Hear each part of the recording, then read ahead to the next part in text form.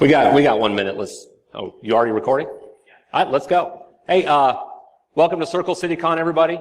Thank you for coming to my talk. I'm Jay Smith. This is my first talk at a con. I have run workshops. I've done other stuff. I'm pretty loud. You'll see me working security out there. Say hi, please. You'll see my shirt. It says, tell me if my talk sucked or rocked. Tell me. It's a good way to meet. So this is teaching youth about cybersecurity, if anybody will let you. As I was researching how to give a talk, I saw a lot of advice on not using Sun Tzu quotes. So I did a little research and I found Sun's brother Todd, who had some more obscure quotes. And I think he's pretty dead on. I hate geese. All right. So this is me. I'm an Army vet. I studied psychology at U of L. That was before the U of L, you know. I'm a self-taught web developer, InfoSec in 2015, and at least one or two of you in here because you just want to see what this jerk looks like in real life. That was me at 2 years old, but like I told Danny, I was far better looking then, so I just stick with it. Okay, so a disclaimer on this talk. It's not a technical talk where you're going to learn what you need in order to get into schools and talk to kids about cybersecurity. Because everybody that I've reached out to online and talked to has an entirely different experience. School districts are completely different in their requirements.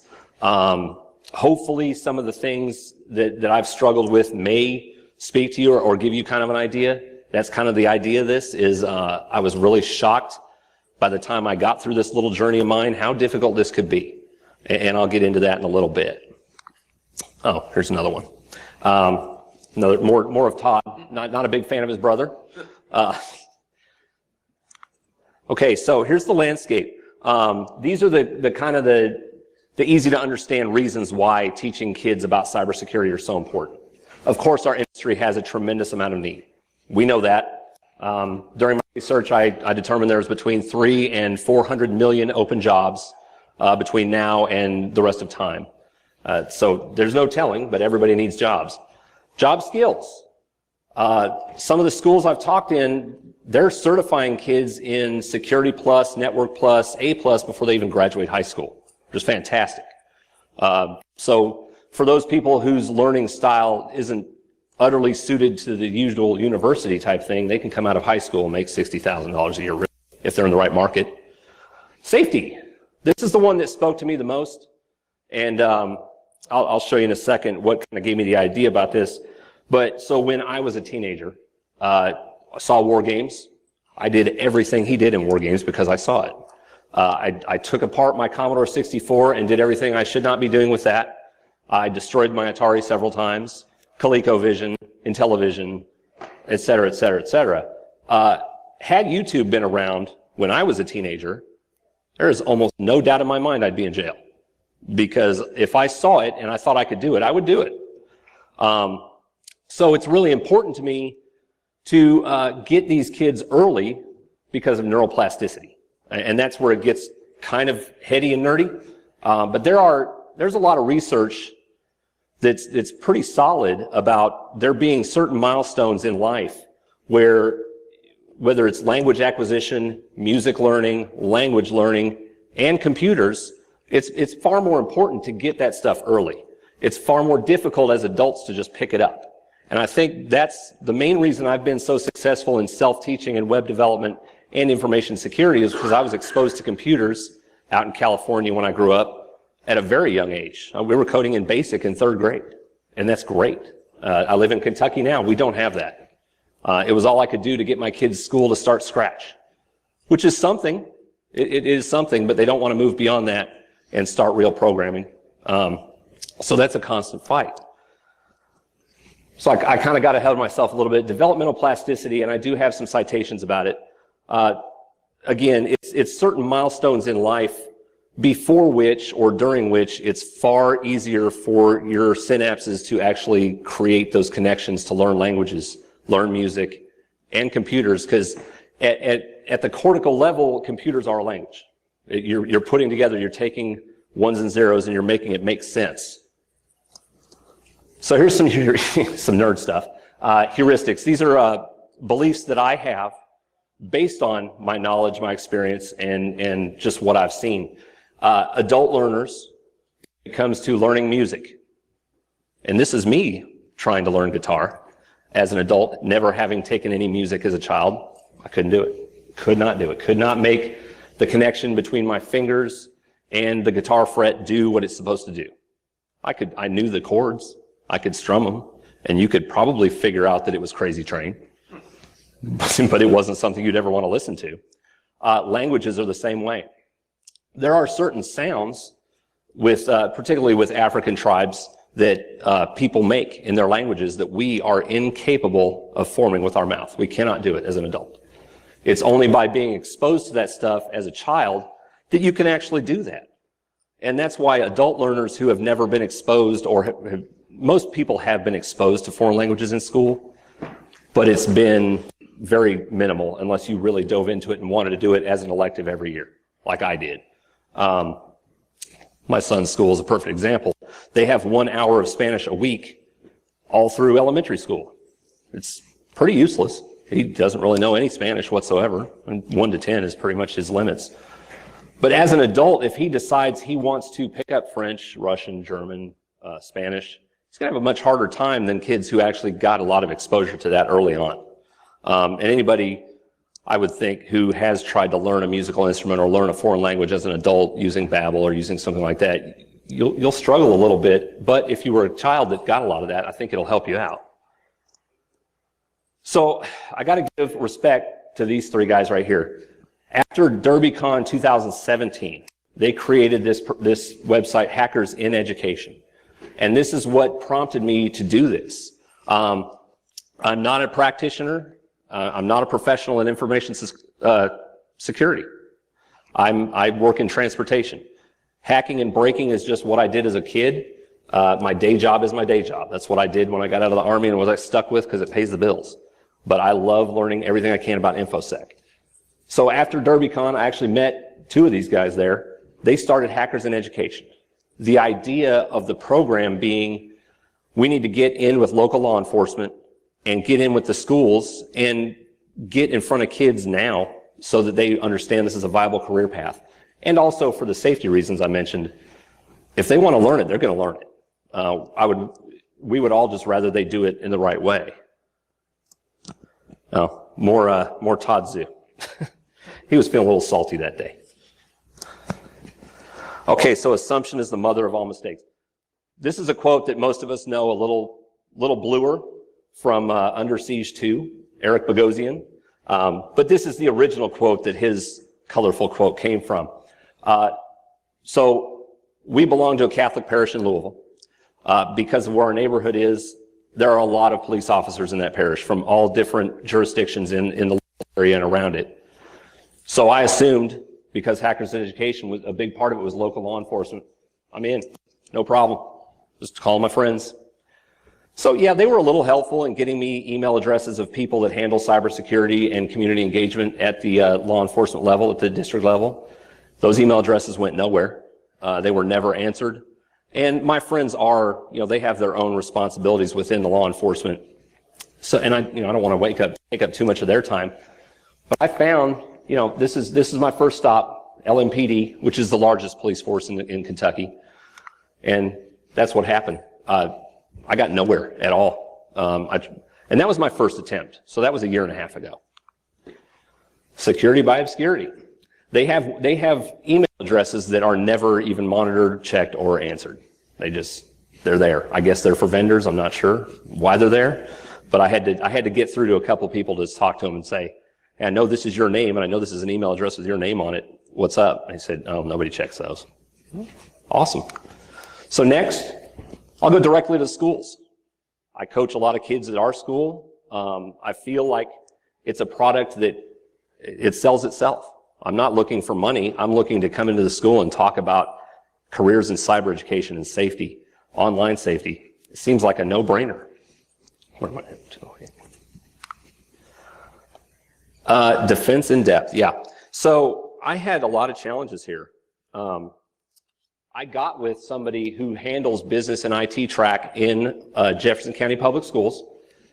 And he put me in touch with a couple of other people, and at the end of 7 or 8 interactions, I was on the phone with the regional director of NYCIRC out of Louisiana. Great. I was spending a lot of time and energy talking about what a great idea this is without getting closer to doing this. It was frustrating because everybody I talked to, it seemed, yeah, oh yeah, that's a great idea. Call so-and-so and we'll set something up. Called so-and-so. Awesome. That's awesome. You should get these 5 people together. It just kept on going and going. And that's why it said defense in depth. It's a honeypot. I was spinning my wheels talking to people who ultimately were not going to put me in a classroom talking about cybersecurity. So I got to pivot. Go to the schools directly. So then I started doing a little social engineering and finding hundreds and hundreds of teacher emails. Business teachers, computer teachers, the few that have cyber engineering tracks, I sent them emails, in addition to every principal, assistant principal, school counselor, and anybody else who was ancillary to that. Even school resource officers who were in law enforcement too, who might think this is a good idea. Tons and tons of them go out. And I started getting a little bit of a response.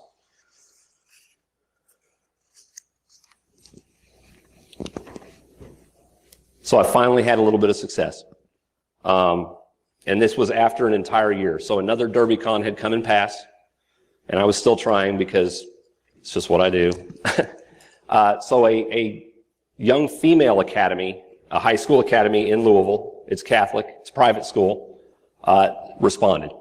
And it was a teacher, and she said, yeah, absolutely. I have freshman classes of 9th graders that you can talk about whatever you want. So I said, so how about online safety, not sharing pictures, little stories about what's happened to people who have been groomed online, things like that. And then I'll throw in a little career talk at the end of it, because this particular school doesn't have much of a computer or cyber program. So she said, you're probably gonna be talking to the wrong group if you get heavy careers. So that's perfectly fine.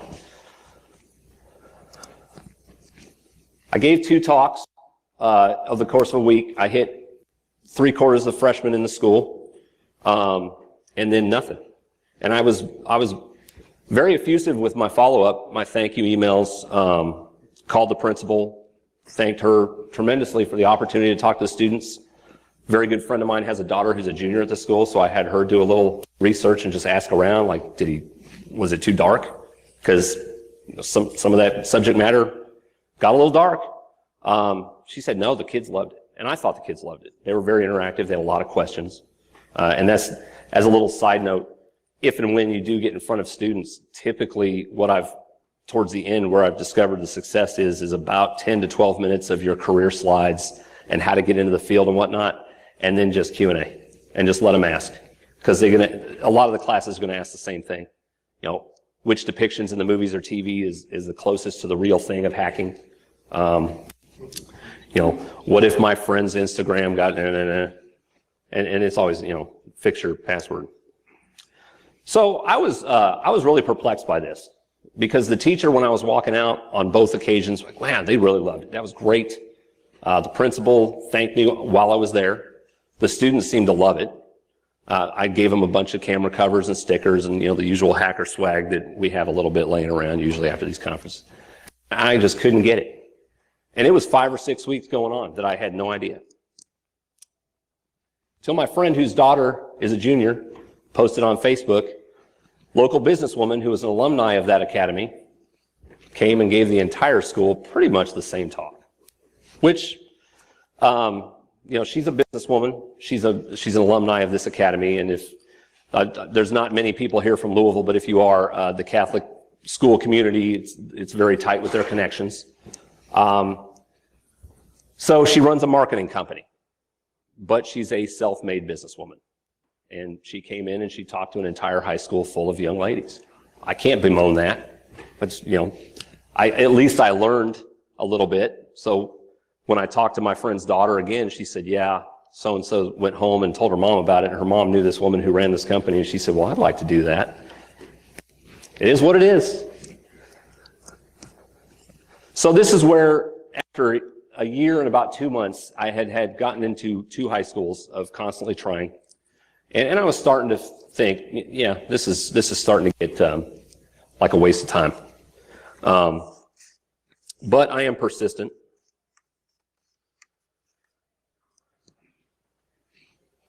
Awesome. So one thing I did was I took my education and my learning of what has been happening, and I wrote a CFP for CircleCityCon, this one right here. I had never spoken at a conference before. I did run workshops here last year, but that's kind of what I do. Is I teach people. I do it in my job too. But doing my first talk, so I was pretty pumped about this because it's my first talk. I love this conference and I love the people who run it deeply. So the funny thing is, not even 2 days later, teacher out of the blue, don't even remember sending him an email. He's at one of the other he's at a boys' Catholic school, St. X, in Louisville. 2 days later, because now in my mind I've marketed myself as, yes, I have been trying my butt off to get in these schools and talk to these kids, and I finally made it through 2, but I got ghosted. My challenges would be a great talk. Talk accepted. Why don't you come talk to my class? Okay. So, I'm not going to not do it. This is me 45 minutes after my appointment to come talk to his class, sitting in the principal's office, still waiting for him to come get me. So, yeah, it's just one of those things,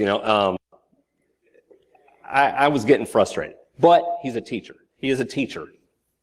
And who knows what he's got going on back there at an all-boys Catholic high school. And sure enough, when he came in, he was very upset that he was so late, and he had to deal with an upset student. Something was going on. I am definitely not a higher priority than that. And sure enough, he said, if you've still got time, my next class is coming in. Why don't you just hit them up, the junior APs? Sure. It doesn't matter to me. And that turned into an awesome talk. And this is just, oh wow, that got really messed up. Well, that sucks. That's all right. Aaron Schwartz. That's what's being. So these are everything we talked about, and you don't have to, and this is where I got the idea. So I gave him the slide presentation because we were a little rushed. We only had about 40 minutes in their class section. Gave him the slide presentation. I said, what are you guys interested in? What are you interested in? And they were asking everything. The deep web, Tor, all that stuff. Do I really have to go to college if I want to do this? No. Your parents are spending $60,000 on high school, so they may want to go to college anyway. I'm saying, you don't, but don't tell them I told you you don't. So now what do I do? I've given one talk at St. X. The teacher was very, very happy with it.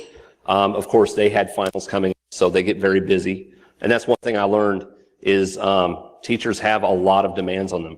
They don't have a lot of free time to figure out how to work you in.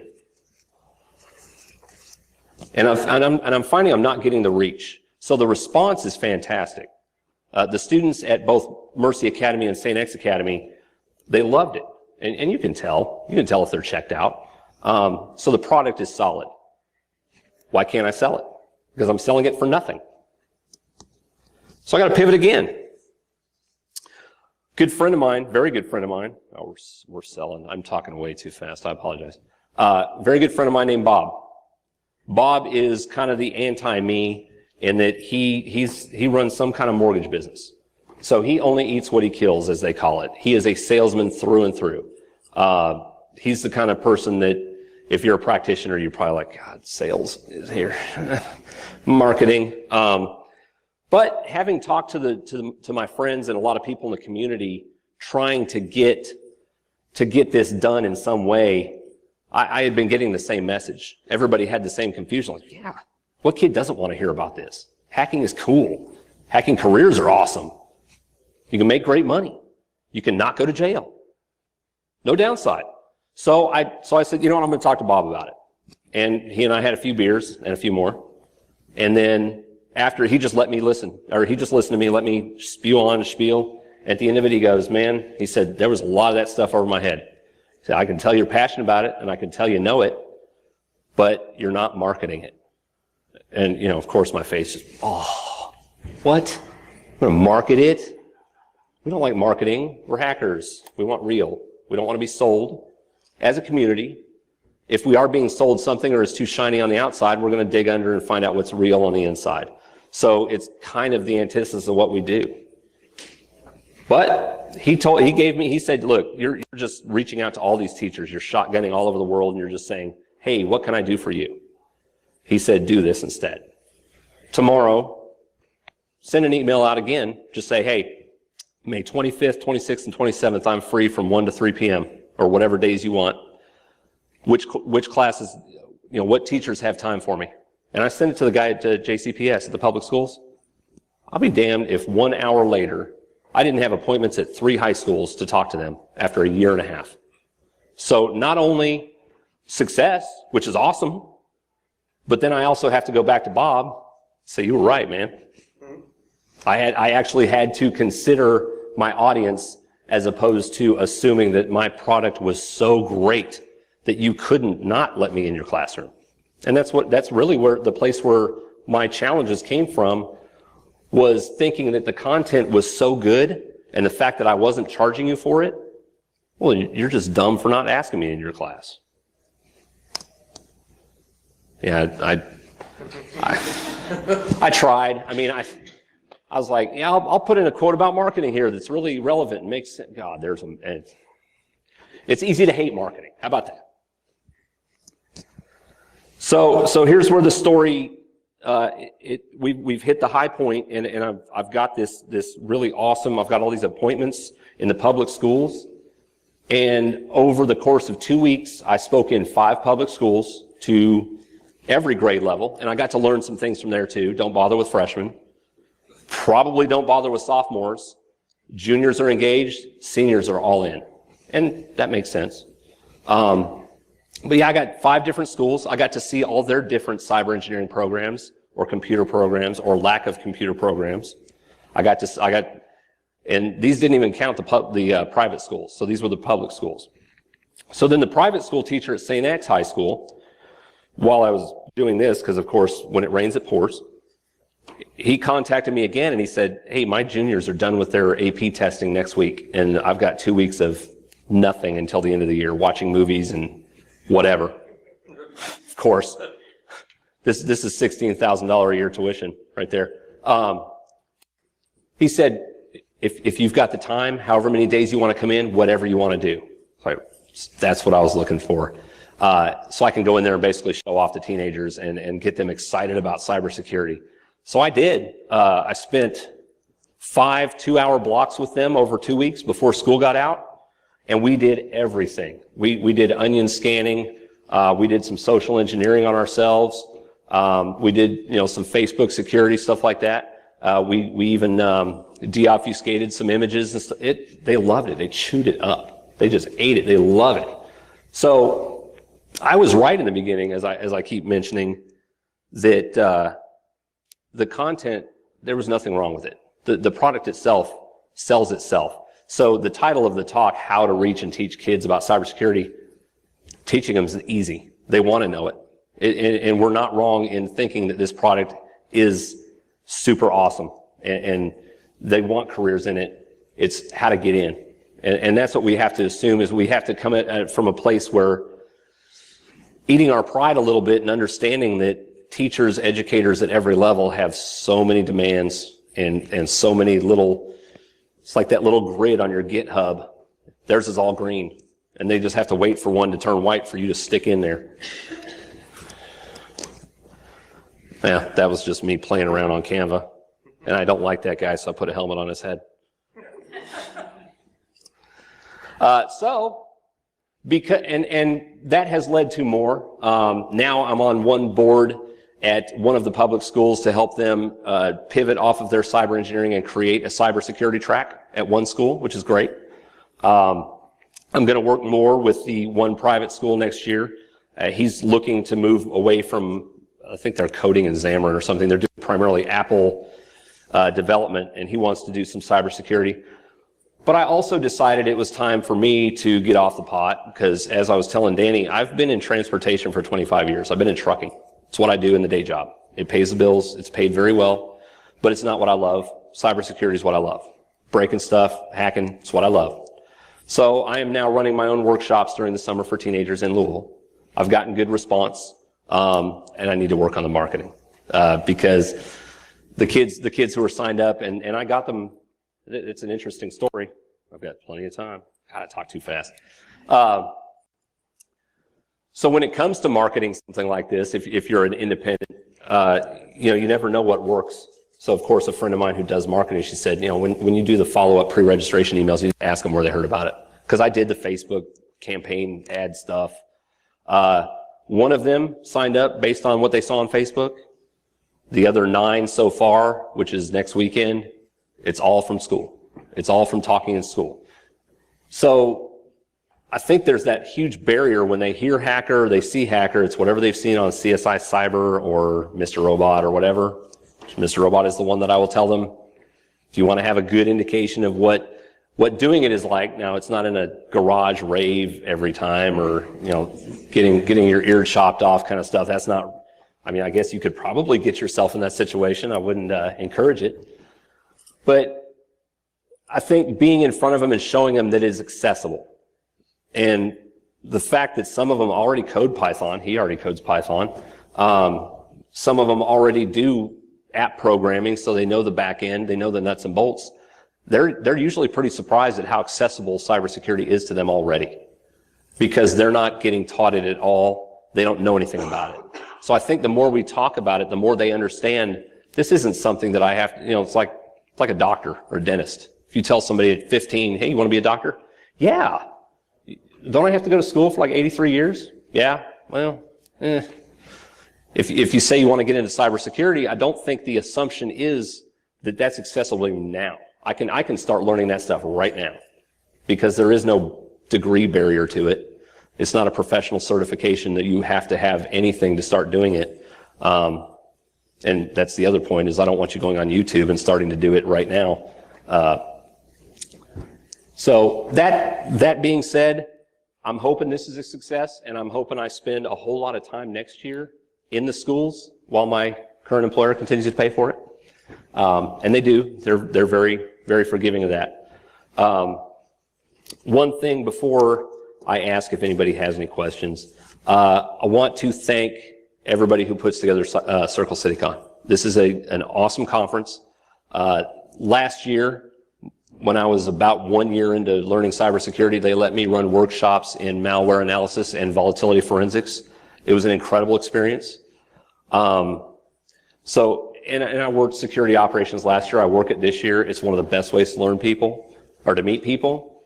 But this conference is really special in the Midwest. It's just small enough, but it's just big enough too that you're going to meet a whole lot of people from all over. I think Arizona is about the furthest out I've met somebody so far, but I'm sure somebody from California or somewhere. That's where I was born. I do have references in my slides, and I'll post the slide deck. And this is some really heady nerd. All that stuff about neuroplasticity is pretty much in here. So unless you have absolutely nothing better to do with the rest of your evening, I would not look up any one of these papers. My psychology degree gave me a really good method for finding research and citing it, but no one else reads it because it's really, really dry. Oh yeah, so I forgot about Todd. Had one more for him. Gets a little blue.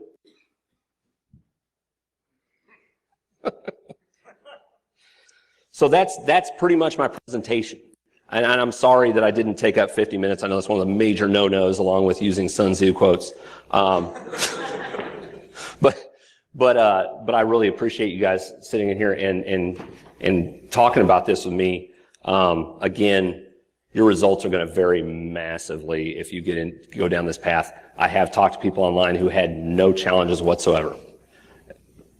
I believe she was in Minnesota, and I think their school district is very, very ahead of the time when it comes to cyber engineering and stuff like that. And they have the Air Force cyber warriors, I think it is, where they actually have the contests and they go to Washington, D.C. It's pretty cool.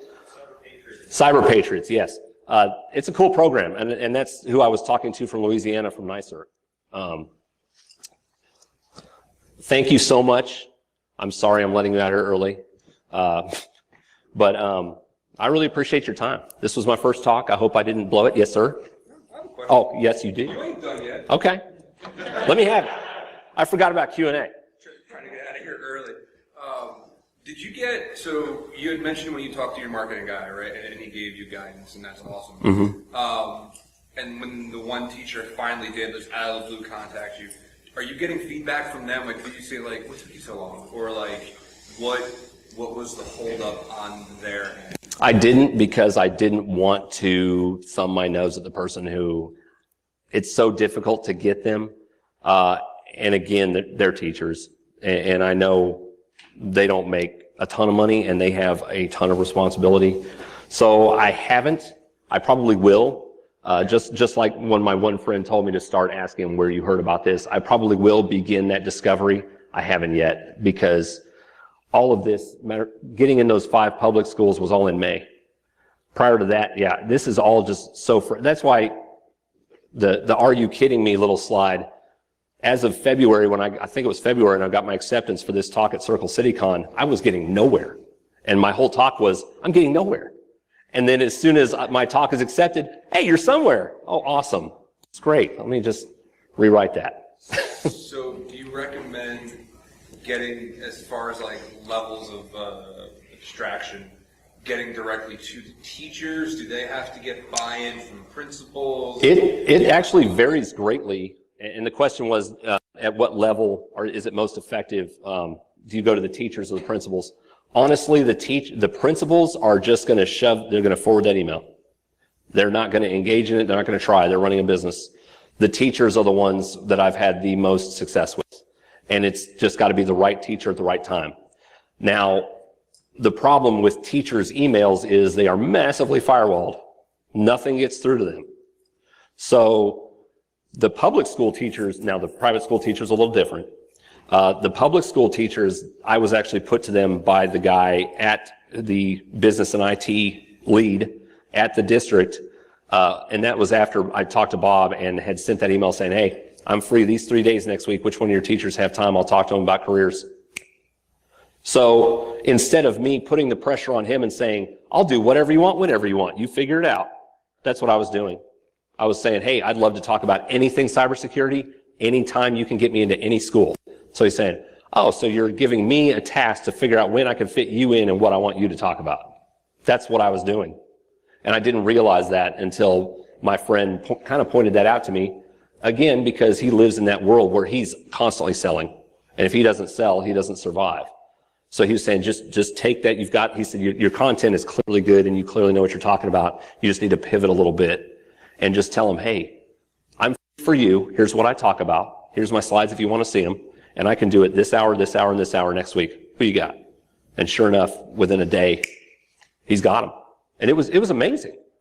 And I was thoroughly impressed by Bob, because me and my nerd friends sit around and make fun of Bob, because Bob's a sales guy and he's slick and he's fast moving and he's shake everybody's hand and glad handing and kissing babies and all that. But sure enough, that animal exists in this world too, for a reason, because they're successful. And without him, I probably never would have gone beyond those 2 schools.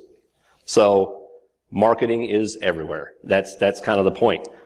We have to get over ourselves in our ideas that everything has to be real. Otherwise, it's not cool enough for us in cybersecurity. And that's what I had to get over to make this work. Hey, go fire. We got nothing but time. We got nothing but time. Do you have, well, actually, let me ask this one first. Have you gotten any guidelines from them? Like, are there misconceptions from administration to say, please don't talk about this, or are they as interested as the kids are? They are, for the most part. I kind of opened that door myself, especially with the first talks with the freshman young ladies. And I just said, hey, they're young women. And it's kind of a natural thing to talk about online safety and sharing pictures and people being groomed online and human trafficking. And I said, I don't want to get it too dark. And she said, no, I don't want you to get it too dark. And I actually, in her case, I shared with her the entire slide deck beforehand. I said, here, just click through it. And if something raises your spidey sense, let's talk about it. I said, I will gladly kick anything out of there because this is you have to live with the aftermath of what I say. I did, but, so no, nothing was, I think the teachers haven't had this experience yet, and they probably learned as much from me because the people that I've repeat with, they've had some guidance on the next, hey, last time they kind of lost interest in this, or hey, you mentioned this one time, could you talk about that? I get that a lot, which that's awesome because it helps me focus too, because I can talk about anything. And unfortunately, if I don't get any guidance from them, I'm sitting here with the kids and halfway through I'm like, this is sucking. Let's do something else. And then I'll just get on and do some Python script to just scrape Twitter.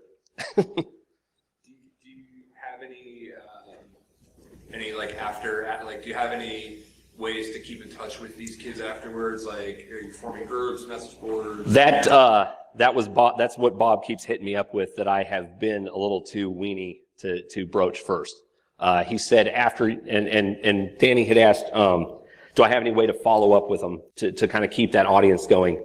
And I hadn't yet. And that's the one thing Bob and also another friend of mine who's in marketing said, you got to, and I said, man, they're kids though. I don't want to be asking for email addresses and all that. I just don't want to get into that world. And he said, no, he said, you don't do that. He said, create yourself a Twitter account for your defense bureau or whatever. Create yourself a Twitter account for them, not Simple Skink. They don't need that. And let them find you. And I have had ones follow up because one of them, I gave him the Active Countermeasures book by John Strand because he was really into it. But he was also the type asking the questions where that kid could be in jail in 2 years because he was really into it. And I told because his teacher was concerned too. He said, hey, could you make sure you tell Troy to, you will go to jail? I said, yeah, I did that a lot, but my idea was if I give him that book, which is very easy read, it's very small, but it also really puts you in that defender mindset while also letting you feel like a cool attacker. And he'd already read the book, and he asked his teacher for my email and shot me an email and said, it's a great book, I'm in. So I have to figure out how to do that without feeling kind of greasy about asking kids for email addresses. I I haven't figured it out yet. Maybe like a local, is there local DEF CON groups with them? No, matter of fact, I'm heading up the OWASP chapter that's starting in this summer. I just got roped into that and was going to just join the chapter, and then the guy who was running it dropped out and said, hey, you would like doing this? Yeah, I would. So, and we have Civic Data Alliance. We have a 2600 group. They're not geared towards kids so much. But I think I've got a lot of traction in what I did this year going into next year. I think I'm not going to be running out of opportunities. I did reach back out to the public school, all 4 of the teachers whose classes I talked in and the guy from the district. I reached back out to him last week and they all responded and said, yeah, it was awesome. Can't wait to see you next year. So I told them, I said, anytime your class brings up something or you want to talk about something, give me a week's notice. I'll be in there and I'll have all the research and we'll go for it. Any cool questions you get from kids that come to mind and make you laugh or? Honestly, it's mostly about what can I get away with? What can I get caught doing? How can I not get caught doing it? And what if someone hacks my Facebook, Instagram, Pinterest, all that? They all are along those same lines, but some of them have some really cool ones. Because one of the teachers had actually shown them the internet's own boy. One of the schools had a debate in the class about privacy. So they asked me about cell phone backdoors versus public safety, which was incredible conversation. It was awesome. That was cool. And it allowed us to just go down that path and talk about that stuff. And that's why I found it to be very effective to show them the career stuff that satisfies the teacher's requirement, why the teacher let me in the room. There's the career slides. I'll share them with anybody. And then, what do you want to know? Let's talk about it. And if I don't know, I'll go find out and I'll share it with you. Which the only one I didn't know and I didn't really want to rack my brain for was somebody asked something very esoteric about public key infrastructure. I'm like, no, let's bring it back to fun stuff. Yes, sir. Comment and then question. You're talking mostly about older school Yes. students. Yes. Like the high school age. Yes. I know there's resources, IC Squared has this Mhm. field safety campaign. Yep. If you're targeting younger kids, Yeah. that's a great thing. There's a set of resources on the safety side. Yeah. You don't have to invent yourself, you can leverage, you can use that as a pivot point. Sure. I've seen some of that. I've also been involved, not with the InfoSec side, but just as a parent, trying to engage with parent-teacher organizations as a way to get in to do programming. I don't know if you've had any success with that or any younger. Let's see, we got time. His school, a Catholic elementary school, didn't have a coding club. They had computer class, I think it was 1 day a week, and they still have it 1 day a week. And we started, because he was very interested, we started a coding club with Scratch, which in 3rd grade, okay, great. They never really graduated past that. So kids like him who were really into programming and coding just continued on their own. He got the No Starch book on Intro to Python and just took off on his own. Honestly, it feels like that's kind of how those elementary school situations go, is that you have to give them the frontline exposure, and it has to be something like Scratch where it's accessible. Let the ones who actually are interested in it and hook onto it fly with it, and the ones who aren't can play football or whatever speaks to them. Personally, I grew up in a situation where we had to have programming every day. It was part of our curriculum. And that's why I can pick up just about anything or figure it out. And that's why I was so keen to get that going into school. It just never really got the momentum. Did I hit? Nope. Okay. So that is pretty much my talk, and we got just 10 minutes shy. I talk really fast. I'm sorry. Thank you so much. Thank you. Again, I will be working security right there all day tomorrow, all night tonight. Talk to me.